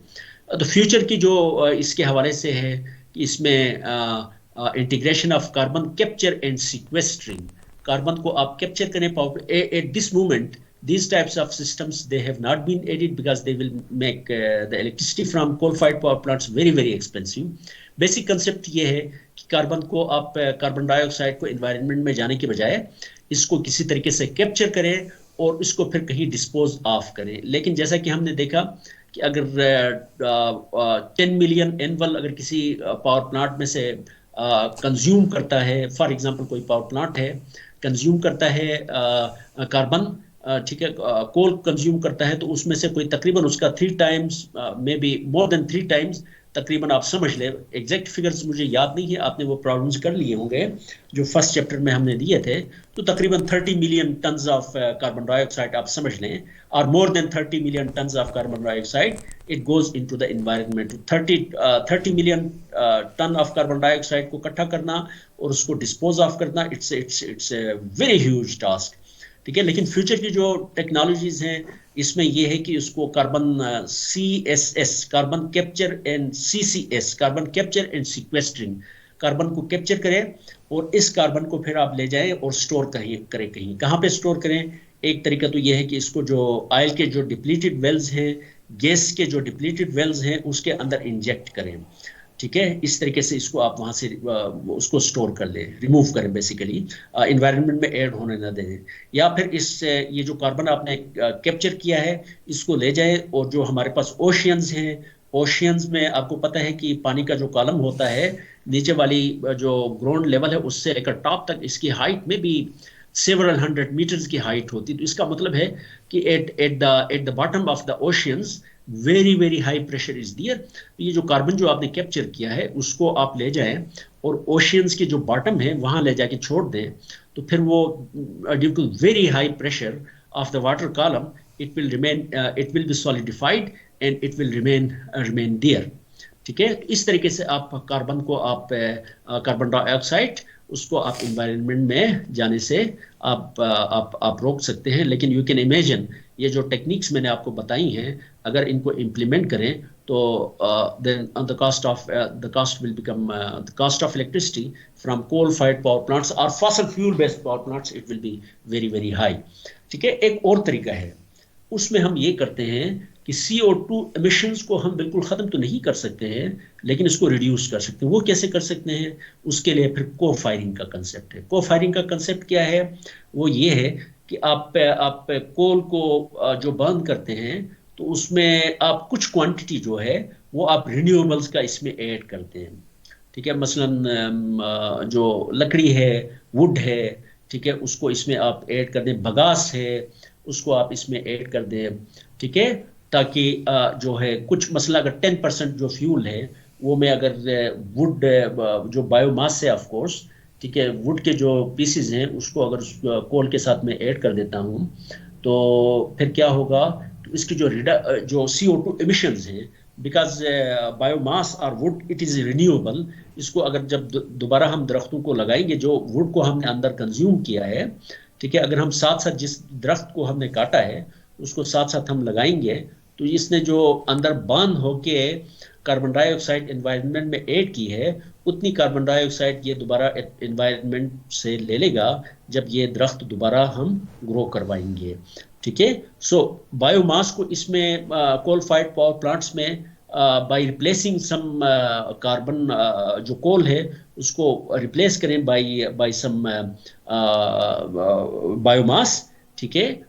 इसकी एमिशंस को हम बेसिकली क्या कर सकते हैं, रिड्यूस कर सकते हैं। फिर मैंने बात की थी फीड वाटर ट्रीटमेंट की बात की थी, इसमें से रिमूवल ऑफ सॉलिड्स हैं, जो इम्प्योरिटीज सॉलिड्स की भी हो सकती हैं, जिस तरह कोई सैंड है, मट्टी है, ठीक है, टर्बिडिटी है, उसको आपने रिमूव करना। लिक्विड इम्प्योरिटीज भी उसमें हो सकती हैं, और गैसेस, डिफरेंट गैसेस, मतलब ऑक्सीजन उसमें डिजॉल्व हो सकती है पानी में, क्लोरीन उसमें डिजॉल्व हो सकती है। तो ये सारी इम्प्योरिटीज हैं, उसको हम फीड वाटर जो है इसमें से, जिसको हम स्टीम बनाते हैं, उसको दोबारा हम कंडेंस करते हैं, तो उसको फीड वाटर को हम मुख्तलिफ केमिकल्स और फिल्टर्स की मदद से उसको फिर हम ट्रीट करते हैं, ताकि ये जो स्केलिंग है अंदर डिफरेंट कंपोनेंट्स के ऊपर डिफरेंट साल्ट्स की, वो ना हो जाए, और इसकी एफिशिएंसी ड्रॉप ना हो जाए, और उसकी बहुत ज़्यादा हमें मेंटेनेंस करनी ना पड़े। ठीक है। Eight the same time last time हमने देखा बॉयलर ब्लो डाउन का हमने, वो जो मेन जो फिगर थी उसमें एक बॉयलर ब्लो डाउन था, तो वहाँ पे स्टिल ये सारी फीड वाटर ट्रीटमेंट के बावजूद still there will be some salts. ठीक है। उसको बॉयलर ब्लो डाउन की मदद से फिर उन साल्ट्स को हम वहाँ से क्या करते हैं, ओपन करके रिमूव करते हैं। ठीक है। उसके अलावा अंदर जो पाइपिंग सिस्टम के अंदर जो वाटर है, ये भी अंदर वेरी हाई प्रेशर है, तो मुख्तलिफ जगहों से आप समझ लें कोई लीकेजेस वगैरह भी होती हैं। फिर इसके अंदर डिफरेंट गैसेस जो अंदर प्रोड्यूस हो जाती हैं, ये जो वाटर सर्कुलेशन और स्टीम का जो पाथ है उसमें, उनको भी हम रिमूव करते रहते हैं। जब ये डिफरेंट टाइप की इम्प्योरिटीज को जब हम इसके अंदर से भी रिमूव करते हैं, ठीक है, तो उसके नतीजे में फीड वाटर है, इसकी अमाउंट भी आहिस्ता आहिस्ता कम होना शुरू हो जाती है, तो उसको भी फिर हमें कंपनसेट करना पड़ता है। ठीक है। तो ये हमारे पास एक coal fired thermal power plant है। इसकी जो इनपुट है, it could be gas, it could be petroleum का कोई प्रोडक्ट हो सकता है, इट कुड बी कोल। ठीक है। तो उसको फिर हम कोल कन्वेयर है, huge amount of coal is required, coal conveyor से इसको कन्वे करते हैं। उसके बाद स्टोकर है, पल्वराइजर है, उसको पल्वराइज, एक तो ये है कि कोल के चंक्स को हम इसके अंदर डाल दें, फायर करें। दूसरा ये है कि कोल को हम छोटे छोटे पीसेस में कन्वर्ट कर दें, या फिर पाउडर फॉर्म में कन्वर्ट कर दें, उसको ब्लो करवाएं inside this four is boiler basically. तो उसके अंदर फिर बॉइलिंग का प्रोसेस होगा। ठीक है। और यहाँ से फिर जो हमारे पास है 5 है, कोल ऐश है, यहाँ नीचे, यहाँ अंदर बर्निंग कोल बर्न करेगी, वहाँ से जो ऐश है वो यहाँ नीचे कलेक्ट हो जाएगी। फ्लाई ऐश जो है फिर वो यहाँ से ऐसे इस पाथ के थ्रू फ्लाई ऐश यहाँ से निकलने की कोशिश करेगी, और बैग हाउसेज और इलेक्ट्रोस्टैटिक प्रेसिपिटेटर की मदद से उसको हम जाने नहीं देंगे, उसको रिटेन करेंगे इनसाइड। ठीक है। एयर प्री हीटर, जैसा कि हमने प्रीवियसली हमने बात की थी एयर प्री हीटर की, बाहर से जो एयर को हम अंदर की तरफ ले आते हैं, यहाँ से अंदर ले आते हैं बर्निंग के लिए, ऑफ कोर्स एयर की ज़रूरत है। तो वो जो एयर है उसको हम उसके पाथ में से गुजारते हैं, फ्लू गैसेस की, ताकि ये क्या हो जाए, इसका टेम्परेचर, जो एयर अंदर जा रहा है उसका टेम्परेचर थोड़ा सा ज़्यादा हो जाए। ज़्यादा होने का मतलब ये है कि अब इसके अंदर जो स्टीम बनाने के लिए जो एनर्जी ज़रूरत होगी, because the air is already hot, तो इसके लिए अगर कूल एयर के मुकाबले में अगर हॉट एयर अंदर चली जाए, तो अब हमें कम कोल बर्न करना पड़ेगा, कम एनर्जी हमें कंज्यूम करनी पड़ेगी to produce the steam at a given temperature. ठीक है। एयर प्री हीटर, यहाँ से ऐसे, ये यहाँ पे प्री हीटर है। देन इलेक्ट्रोस्टैटिक प्रेसिपिटेटर 7 यहाँ पे पड़े हुए हैं, जो कि ऐश को क्या करते हैं, चार्ज करते हैं। चार्ज करने के बाद फिर उसको इलेक्ट्रोड्स हैं वो अपनी तरफ अट्रैक्ट करते हैं, और उसके बाद उसको फिर हम रिमूव करवाते हैं। स्मोक स्टेक है ये 8, अल्टीमेटली ये जो स्मोक है वो यहाँ से फिर बाहर की तरफ निकल जाता है, तो mainly that will be the carbon dioxide. ठीक है। 9 इज टरबाइन, यहाँ से स्टीम यहाँ से फ्लो करके टरबाइन की तरफ आती है। देन वी हैव कंडेंसर है, 10 इज 7, 8, 9 एंड 10। 10 कहाँ पे है, 10 यहाँ पे है, here we have the condenser. ठीक है। कंडेंसर है। Then we have transformers, here we have the cooling towers, और then we have generator, high voltage line. तो आमतौर पे आप अक्सर देखते हैं कि ये इस तरह के जो कूलिंग टावर्स टाइप की चीज़ें लगी होती हैं। मूवीज़ में भी आपने देखा और डॉक्यूमेंट्रीज में भी आपने देखा होगा, तस्वीर।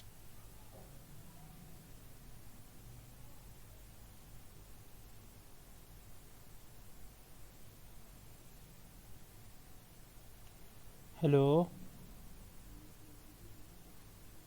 हेलो, बाकियों को आवाज़ आ रही है मेरी? हेलो। उसमें से बाहर निकल रहे होते हैं। Did you understand all these points? Hello. Sir hello. आप सर आपकी आवाज़ शायद कट गई थी। कब कट गई थी? अभी शायद। फिगर डिस्कस ये फिगर डिस्कस हो गई थी। सर एक एक मिनट ही हुआ है, थोड़ी सी आवाज़ कटी है, मतलब अभी आवाज़ अच्छा आना बंद चलें, हो गई। ठीक है, कोई मसला नहीं, इट्स ओके।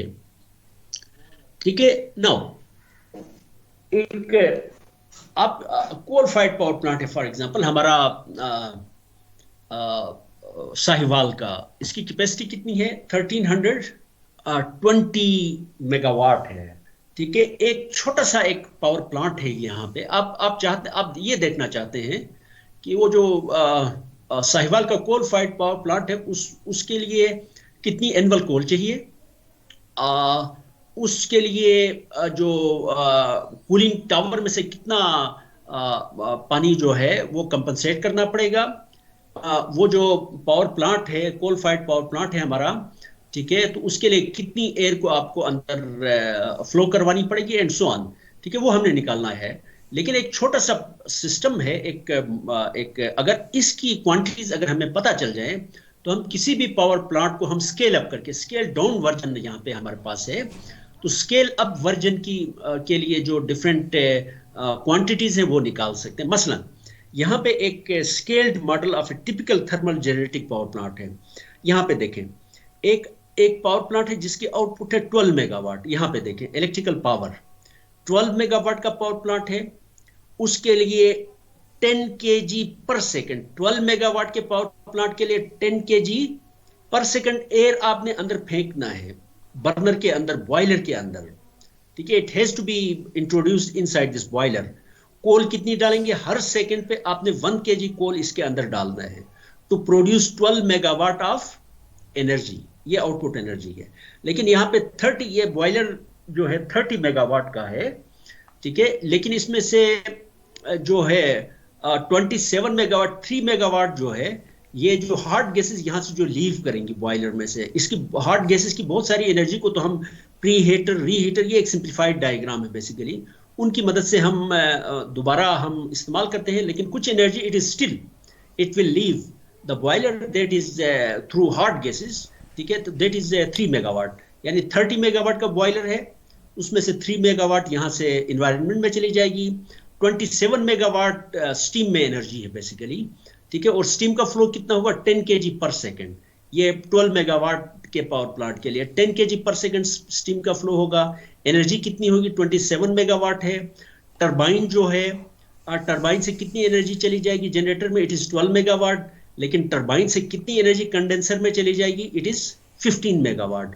और ये 15 मेगावाट जो एनर्जी है, इसको फिर आपने क्या करना है? थ्रू कूलिंग टावर इसको आपने डंप करना है इन्वायरमेंट में। Is it clear? 15 megawatt, huge amount of energy is there.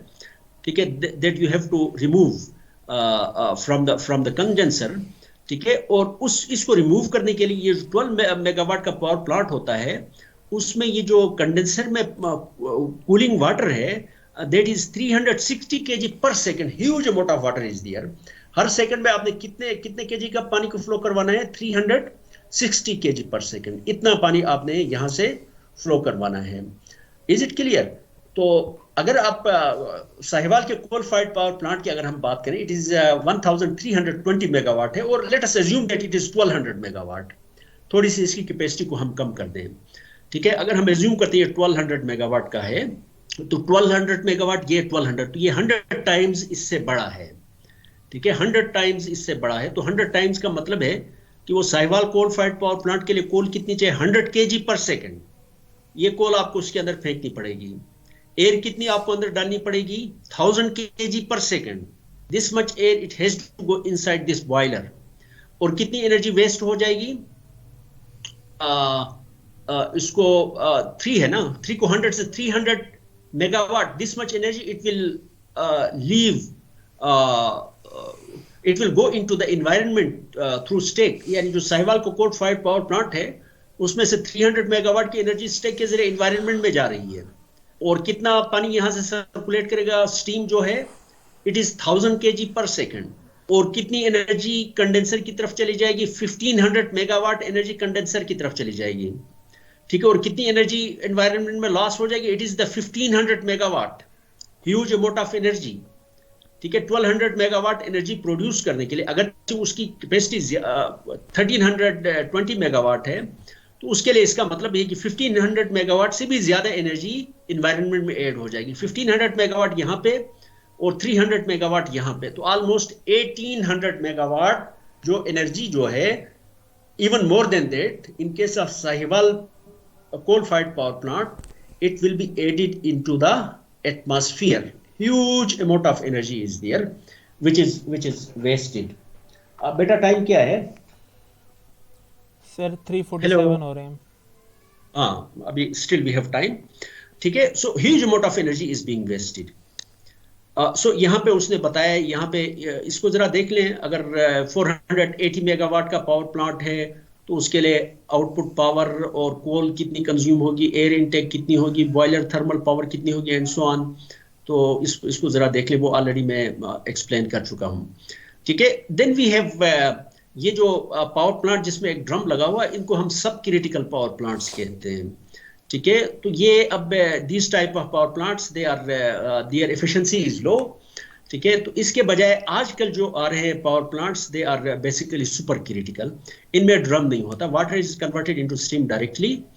ठीक है. और प्रेशर और टेम्परेचर की कंडीशंस भी डिफरेंट हैं. कोल की कंजम्पशन भी ये इसकी डिफरेंट है एज कंपेयर टू जो सब क्रिटिकल जो सिस्टम्स हैं. मसलन सब क्रिटिकल सिस्टम की अगर हम देखें तो ये 380 ग्राम पर kilowatt hour this much coal is consumed. और सुपर क्रिटिकल है, इसका जो है इट्स एफिशिएंसी इज हाई. ये सब क्रिटिकल की एफिशिएंसी लेस देन 35% है. सुपर क्रिटिकल की जो एफिशिएंसी है ये 580 डिग्री, ये 540 डिग्री तक है सब क्रिटिकल में टेम्परेचर एंड प्रेशर की जो कंडीशंस है. लेकिन यहाँ पे जितना आप टेम्परेचर बढ़ाते चले जाएंगे, हीट इंजन की भी अगर आप याद रखें, सोर्स और सिंक का टेम्परेचर के दरमियान जितना ज्यादा डिफरेंस होगा उतना ही उसकी एफिशिएंसी ज्यादा होगी. ठीक है. तो सुपर क्रिटिकल इसका टेम्परेचर ज्यादा है और इसकी एफिशिएंसी ज्यादा है. एफिशिएंसी ज्यादा का मतलब है अब ये से एक यूनिट ऑफ इलेक्ट्रिसिटी को प्रोड्यूस करने के लिए it will consume less fuel. ठीक है. Then we have ultra super critical power plants, then advanced ultra super critical power plants. इसमें हम देखते हैं कि टेम्परेचर, ये advanced ultra super critical yet to be developed, ये अभी डेवलप नहीं हुए हैं. They are to be developed. उनकी एफिशिएंसी है 45 और 52% है और they consume very smaller amount of coal as compare to the rest of the power plants. तो एफिशिएंसी ज्यादा होने का मतलब क्या है? इसका मतलब ये है कि अब वो जो ग्रीन हाउस गैसेज हैं उनकी अमाउंट एनवायरनमेंट में जो चली जाएगी वो सब क्रिटिकल के मुकाबले में क्या होगी? वो कम होगी. ठीक है. As compare to sub critical coal fired power plants they are more environmental friendly, although they are not environmental friendly. लेकिन अगर सब क्रिटिकल के साथ अगर हम कंपेयर करें तो हम कह सकते हैं कि ये ज्यादा एनवायरमेंटल फ्रेंडली है. तो वजह क्या है, क्यों हम इनको डेवलप नहीं कर सकते हैं? उसकी वजह यह है कि as we increase the temperature and pressure, तो जो मटीरियल्स जो हैं, जो इतनी हाई टेम्परेचर और प्रेशर को, ये कोई एक दिन या एक घंटे या 2 दिन की बात नहीं है. They have to operate for years. अगर किसी चीज को फॉर ईयर्स हाई टेम्परेचर और प्रेशर पे अगर आप ऑपरेट करवाते रहे, ठीक है, तो मटेरियल, उसके लिए आपको ऐसे मटेरियल्स चाहिए जो इस हाई टेम्परेचर और प्रेशर को for long period of time उसको सस्टेन कर सकें. बेसिकली बॉटलनेक फिर कहाँ पे आ जाती है? It is the availability of materials which could withstand those high pressure and temperature conditions which prevail inside these coal-fired power plants. ठीक है, ये है. Now यहाँ पे हमने देखा हमारा जो साहिवाल का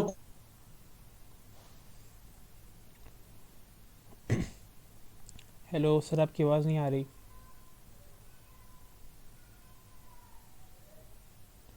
हेलो हेलो।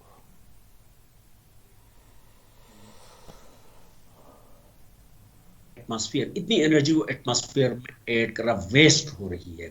कहाँ से वेस्ट हो रही है? एक तो ये स्टेक के थ्रू हो रही है, और फिर दूसरा जो मेजर जो वेस्टेज है वो कंडेंसर में है। क्योंकि कंडेंसर में हम कूलिंग वाटर को हमें अंदर भेजना पड़ता है। क्यों भेजना पड़ता है? Because we have to condense the steam. ठीक है, तो ये कूलिंग वाटर अपने साथ ह्यूज अमाउंट ऑफ एनर्जी अपने साथ लेके चला जाता है, और डंप करता है। कहाँ पे डंप करता है? एटमॉस्फेयर में। क्या कोई तरीका है कि ये जो कंडेंसर की जो हीट रिमूव होती है, इस हीट को किसी तरीके से हम यूज करें? ठीक है, अगर इस हीट को अगर हम यूज करेंगे, हॉट वाटर को यहां से, ऑफ कोर्स ये पानी यहां से जो निकलता है, कूलिंग वाटर जो यहां से निकलता है, इट्स टेम्परेचर इज हायर। अगर इस हॉट वाटर को हम किसी तरीके से इस्तेमाल करें, ठीक है, मसलन कोई इंडस्ट्री है फॉर एग्जांपल, उसकी हॉट वाटर की रिक्वायरमेंट है। ठीक है, एक तरीके तो हॉट वाटर की रिक्वायरमेंट कैसे फुलफिल करेंगे? You will burn some fuel. ठीक है, उस फ्यूल से आप हॉट वाटर आप जनरेट करेंगे। दूसरा तरीका क्या है? फ्यूल बर्न करने के बजाय अगर हम ये कर लें कि जो कंडेंसर से जो हॉट वाटर निकलता है, उसको अगर हम यूज करें उस इंडस्ट्री में, ठीक है, तो इसका मतलब है कि अब वहां पे एक्स्ट्रा फ्यूल जो है वो बर्न करना नहीं पड़ेगा to get the hot water. तो हम कहते हैं ओवरऑल वो जो इंडस्ट्री प्लस पावर प्लांट दोनों को अगर हम कंबाइंड बात करें, तो हम कह सकते हैं कि ओवरऑल सिस्टम की एफिशिएंसी क्या हो गई? बढ़ गई। क्योंकि यहां से जो हीट निकली थी, उसके कुछ पोर्शन को एनवायरनमेंट में डंप करने के बजाय उसको आपने कहीं और यूज किया। और यूज करने का मतलब यह है कहीं और अब आपको फ्यूल बर्न करने की जरूरत पेश नहीं आई। तो इस तरह के जो सिस्टम्स हैं उनको हम कहते हैं combined heat and power plants. ठीक है, यहाँ पे एक एग्जांपल है। फॉर एग्जांपल यहाँ पे देखें, सर्दियों में खासकर जो ठंडे ममालिक हैं, वहाँ पे सर्दियों में घरों को गर्म करने के लिए भी दे नीड हॉट वाटर। ठीक है, हॉट वाटर की मदद से वहाँ पे हीटर्स, जिस तरह हम यहाँ पे हीटर्स जलाते हैं गैस के, उस तरह के नहीं होते वहाँ पे। Basically hot water it flows, ठीक है, थ्रू थ्रू जिस तरह आपका मेरे ख्याल में सी हॉस्टल और कुछ हॉस्टल्स में वहाँ पे हॉट वाटर से करते हैं गर्म, the cooling system, that heating system that you have in your hostel. Sir steam जी होती है। बेटा, सर स्टीम होती है स्टीम है वहीं ना, से। गर्म पानी जी होता सर। है। कहने का मतलब ये है, तो आप बंद करते हैं ना बाहर गैसेस, गैस की मदद से गैस को बंद करते हैं, वहां से हॉट वाटर को आप अपने कमरे से सर्कुलेट करवाते हैं। बिल्कुल सर। अगर गैस बंद करने के बजाय, फॉर एग्जांपल, अगर प्यास ओन्स ए स्टीम पावर प्लांट, ठीक है, तो उसका जो कंडेंसर के जो हॉट लेग है, ठीक है, उसका जो पानी आ रहा है उसको अगर हम हर घर में से गुजारें, सारे हॉस्टल्स में से गुजार के दोबारा इसकी जो कोल्ड जो लेग है यहाँ पे डाल दें, तो यहाँ से जब ये हॉट वाटर जब यहाँ से फ्लो करेगा तो अपनी हीट को जो है वो फिर डंप करेगा घरों के अंदर, और उसके बाद वो फिर ठंडा होकर दोबारा यहाँ पे चला जाएगा। तो घरों के अंदर डंप करने का मतलब क्या है? हॉस्टल के कमरों के अंदर डंप करने का मतलब क्या है? अब आपको हॉस्टल्स को गर्म करने के लिए आपको एक्स्ट्रा गैस बंद करने की जरूरत नहीं, आप गैस बचा लेते हैं। गैस बचाने का मतलब यह है कि चूंकि गैस की कॉस्ट भी प्यास देता है, ठीक है, और जनरेटर की भी जो फ्यूल जो है वो भी प्यास करता है।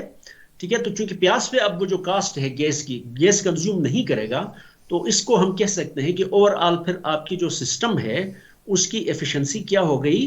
बढ़ गई। आपकी कास्ट जो है, मनी जो है, वो फिर आप कुछ सेव करेंगे। तो इसका फायदा ये भी हुआ। तो इसका फिर ये है कि आपके इन्वायरमेंट पे जो इफेक्ट्स है वो भी कम हो जाएंगे, ग्रीन हाउस गैसेस के इमिशंस। क्योंकि वहां पे आप गैस अलग बर्न करते थे और उसके बाद पावर प्लांट में जो फ्यूल बर्न करते थे, ये दो डिफरेंट एक्टिविटीज थी, और दोनों ऐड कर रही थी एटमॉस्फेयर में ग्रीन हाउस गैसेस। लेकिन एक एक्टिविटी को गैस बर्न करके कमरों को गर्म करने वाली एक्टिविटी, उसको आपने खत्म कर दिया। तो इसका मतलब है कि अब क्या हो गया? ओवरऑल एफिशिएंसी भी बढ़ गई, फ्यूल की कंजम्पशन भी कम हो गई। Eight the same time the green house gas emission of green house gases into the environment, उसको भी आपने रिड्यूस किया। Did you get my point? Yes यहाँ सर। पे उसकी एक एग्जांपल भी यहाँ पे मैंने बनाई है, उसको जरा देख लें कि एक इंडस्ट्री है, उसको 38 यूनिट्स इलेक्ट्रिसिटी के चाहिए। उस इंडस्ट्री को 50 यूनिट्स चाहिए हीट के। 80 यूनिट्स 38 यूनिट्स इलेक्ट्रिसिटी के चाहिए और 50 यूनिट्स हीट के चाहिए। अगर वो अलग अलग पावर प्लांट्स लगाते हैं, मसलन हीट के लिए हीट के यूनिट्स चाहिए, उसके लिए उन्होंने एक बॉयलर, हॉट वाटर है फॉर एग्जांपल, ठीक है, कोई इंडस्ट्री, कोई उसकी इंडस्ट्री है ये जो कपड़े बनाने की और कहीं और जिसमें स्टीम की जरूरत है, हॉट वाटर की जरूरत है, ठीक है, एनीवे सो 50 यूनिट्स आपको वहां पे चाहिए, हीट चाहिए हॉट वाटर को प्रोड्यूस करने के लिए। तो यहाँ पे एक बॉयलर आप क्या करते हैं, एक बॉयलर आपने इंस्टॉल किया, बॉयलर के लॉसेस कितने हैं, 6 यूनिट्स लॉसेस हैं। तो टोटल एनर्जी कितनी चाहिए आपको हॉट वाटर प्रोड्यूस करने के लिए, 6 + 50 56 यूनिट्स आपको एनर्जी चाहिए, ठीक है। और आपने इलेक्ट्रिसिटी जनरेट करना 38 यूनिट्स, और लॉसेस कितने हैं, इट इज 72 प्लस इसमें 38 और 72 यूनिट्स आपके लॉसेस हैं। 38 यूनिट्स जनरेट करने के लिए 72 यूनिट्स आप वेस्ट करते हैं। ये हाईली इनएफिशिएंट, उनकी एफिशिएंसी लो होती है बेसिकली थर्मल पावर प्लांट्स की, ठीक है। तो कितनी इलेक्ट्रिसिटी जनरेट करने के लिए आपको कितनी यूनिट्स चाहिए, इट इज 110 यूनिट्स। इसका मतलब ये हुआ कि अब ये दोनों इंडिपेंडेंट आप यूनिट्स लगाएंगे तो आपको 110 यूनिट्स यहाँ से चाहिए, 50 यूनिट्स यहाँ चाहिए, और आपको 166 यूनिट्स का फ्यूल कंज्यूम करना पड़ेगा, ठीक है, एनर्जी फ्यूल की। लेकिन अगर इन दोनों को हम कंबाइन करते हैं, इस पावर प्लांट का जो कंडेंसर है उसके वाटर को हम रीरूट करते हैं, ठीक है, उसको फिर हम इस्तेमाल करते हैं, तो इसका मतलब है ये जो 50 यूनिट्स बेसिकली इसकी जो वेस्ट हीट है कंडेंसर की, उसको फिर हम ये 50 यूनिट्स वहां से हम इसको मीट करते हैं। तो इसका मतलब है कि यहाँ पे अब अगर उन दोनों को कंबाइन करें, कंबाइन हीट एंड पावर की अगर हम बात करें, तो उसमें फिर क्या होगा, 38 यूनिट्स आपके इलेक्ट्रिसिटी के मिल जाएंगे और 50 यूनिट्स आपको हीट के मिल जाएंगे, और you will lose only 12 units of energy. Total कितने हो जाएंगे, 100 यूनिट्स। यहाँ पे आपको 166 यूनिट्स चाहिए थे, अब आपको टू प्रोड्यूस 38 + 50, तो ये हमारे पास 88 यूनिट्स ऑफ इलेक्ट्रिसिटी, 38 + 50 + 12, ठीक है। तो ये तो हमारे पास लॉसेस हैं ऑफ कोर्स, तो ये 100 हो गए टोटल, ठीक है। तो ये 88 डिवाइडेड बाई 100 मल्टीप्लाइड बाई 100, तो ये फिर आपके ओवरऑल सिस्टम की एफिशिएंसी हो गई, ठीक है। जो फ्यूल कम बर्न किया है उसका मतलब है ग्रीन हाउस गैसेस की इमिशंस भी अब क्या हो जाएंगी, बहुत कम हो जाएंगी, ठीक है। तो ये कंबाइंड हीट एंड पावर का कंसेप्ट है।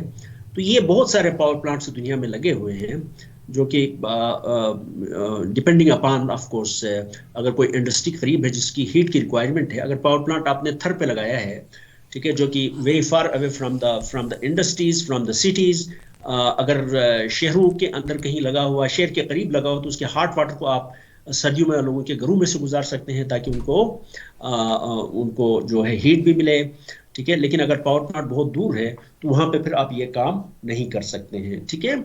So there are several power plants, बहुत सारे पावर प्लांट्स दुनिया में लगे हुए हैं कंबाइंड हीट एंड पावर के। द प्लांट प्रोड्यूसेस, ये वाला जो प्लांट है ये पता नहीं किस कंट्री में है, ये स्लाइड इनमें देख लें। The plant produce 220 megawatt heat. कुछ इंडस्ट्रीज में आपको हीट बहुत ज्यादा चाहिए, ठीक है, तो उसमें हीट इतना प्रोड्यूस करता है, और फिर 98 मेगावाट ऑफ इलेक्ट्रिकल एनर्जी, ठीक है। एक तो ये हो गया। एक और पावर प्लांट है ऑयल रिफाइनरी को जनरेशन।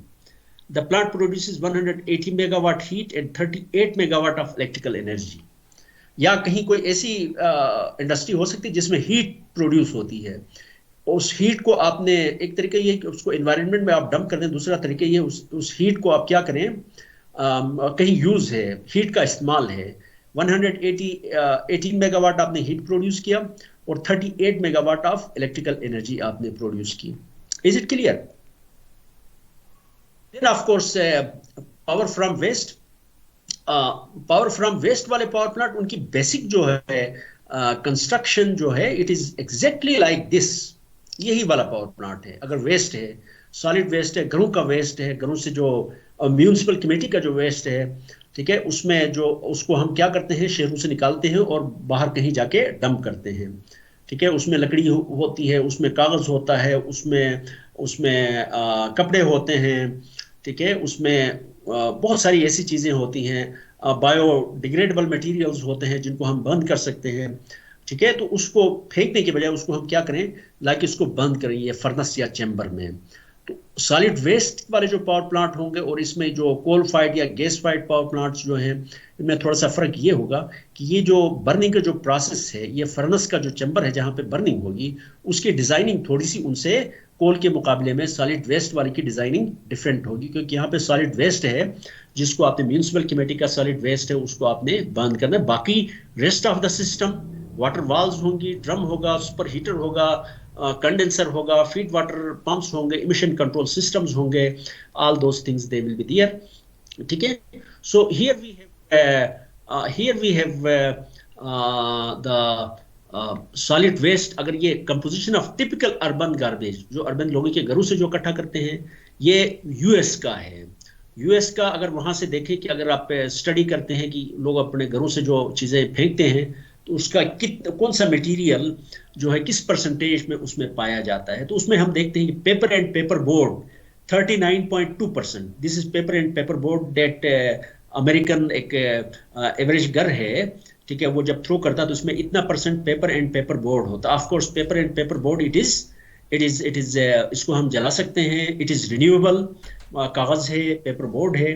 ठीक है, food and yard waste 21%, of course this is also renewable. और उसके बाद ग्लास है 6.2% है, प्लास्टिक है ये भी जल जाता है, देन वुड है 7.1% है, अदर इज 9.8%। तो ये जो कंपोजिशन ऑफ अर्बन गार्बेज है, इसमें ह्यूज क्वांटिटी जो है that we can fire it. ठीक है, इसको जला सकते हैं, इससे हीट हम प्रोड्यूस कर सकते हैं, और हीट से फिर हम क्या कर सकते हैं, हीट से फिर हम प्रोड्यूस कर सकते हैं इलेक्ट्रिसिटी। तो दो तरीके हैं सॉलिड वेस्ट को कंज्यूम करने का। एक तरीका तो यह है कि इसको ट्रेडिशनल कंबस्टन प्लांट्स, जिस तरह कोल फाइड पावर प्लांट्स, इसी तरह इसको उसमें डाल दें, और उसके बाद फिर चूंकि ये डिफरेंट टाइप का वेस्ट है, तो उसके लिए फिर आपको पहले कुछ प्रोसेसिंग करनी पड़ेगी, श्रेड करना पड़ेगा, इसको कलेक्ट करके श्रेड करना पड़ेगा, और उसके बाद इसके लिए जो बर्नर्स हैं जहाँ पे आप बर्न करें, फर्नेस जो है वो भी आपको स्पेशल टाइप की आपको बनानी पड़ेगी ताकि उसको बर्न कर सकें। ठीक है, एक तरीका तो ये है कि इसको बर्न करें, हम इलेक्ट्रिसिटी प्रोड्यूस करवाएं। दूसरा तरीका ये गैसिफिकेशन एंड पायरोलिसिस है। ये दो टेक्निक्स हैं जिसमें सॉलिड वेस्ट जो है उसको हम डिफरेंट टाइप्स के फ्यूल्स अंडर कंट्रोल्ड कंडीशन में, जब भी किसी सॉलिड वेस्ट को हम बर्न करते हैं, ठीक है, बायोमास बर्न करते हैं, तो different types of gases are produced basically. ठीक है, इससे हम सॉलिड वेस्ट को हम बर्न करें अंडर कंट्रोल्ड कंडीशंस, और उसके बाद जो गैसेज हैं उसको हम कलेक्ट करें, और उन गैसेज को बर्न करके फिर हम क्या करें, इलेक्ट्रिसिटी प्रोड्यूस करवा लें। ये हमारे पास waste to energy power plant है यहाँ पे।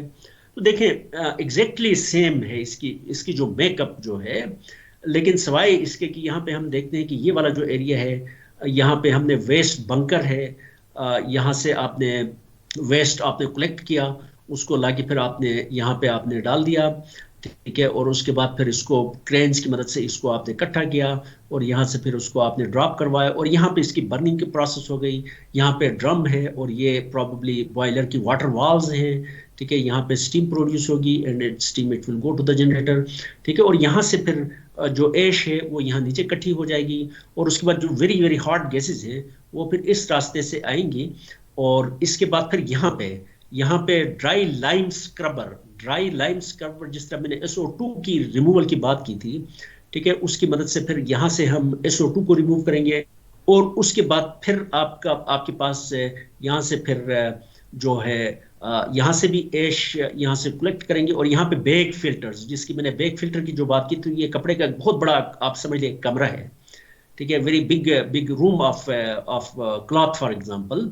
ठीक है, उसके बाद जब ये यहाँ से आता है, ये हॉट गैसेस जब यहाँ से इस कमरे के अंदर आएंगी, तो प्रेशर की वजह से फिर यहाँ पे इस कपड़े के मुख्तलिफ साइड से ये बाहर निकलना शुरू हो जाएगी, और वो जो ऐश है वो फिर इसी के अंदर, ये जो थैले हैं इसी के अंदर ही रह जाएंगे, बड़े कमरों के अंदर जो कपड़ों के बने हुए हैं। ठीक है, उस ऐश को फिर आप यहाँ से ये अंदर दाखिल हो गए, यहाँ से फिर इसमें से पास होके फिल्टर हो जाएंगी, और उसके बाद फिर यहाँ से हॉट गैसेस जो हैं ये फिर यहाँ से ऐसे बाहर स्टेक्स निकल जाएगी। यहाँ पे इंड्यूस्ड ड्राफ्ट फैन यहाँ पे है, ये बेसिकली यहाँ से सक करके इनको बाहर निकालता है गैसेस को। सकिंग का प्रोसेस है, यहाँ से जब ये एयर को खींचेगा तो यहाँ से बेसिकली इर्द गिर्द से एयर अंदर चली जाएगी, फिर यहाँ पे हॉट गैसेस प्रोड्यूस होंगी, और वो यहाँ से सकिंग की प्रोसेस की वजह से फिर it will go this way, और ये थ्रू इन बैग्स के अंदर आ जाएगी। ठीक है, और बैग्स की जो सरफेसेस हैं, ठीक है, उसमें से फिर यहाँ से जिस तरह कपड़े का एक बैग लेके आप उसको ओपन, उस पर अगर मुंह रख के आप फूंक मारना शुरू कर दें, तो जाहिर है कि उसमें से हवा फिर डिफरेंट डायरेक्शंस में मुख्तलिफ जो उसके जो छोटे छोटे जो सुराख होते हैं उसमें से निकलना शुरू हो जाती है। लेकिन इसके अंदर जो सॉलिड जो ऐश होगा वो उस बैग के अंदर रह जाएगा, लेकिन बाकी जो हॉट गैसेस हैं वो यहाँ से निकलेंगी और यहाँ से फिर स्टेक के थ्रू इन्वायरमेंट में ऐड हो जाएंगी। ये हमारे पास poultry litter fired power plant waste है। पोल्ट्री लिटर भी of course waste, it is a waste, तो उसके भी पावर प्लांट्स हैं। So this is enough for today I think. हाँ बच्चों, hello hello, Taimur Taimur, sir वो नमाज पढ़ने गया है। अच्छा ये दिस सर इज ठीक है, एनफ। आज के लिए बहुत है। Yes sir. अच्छा समझ आ गई ये सारी चीजें।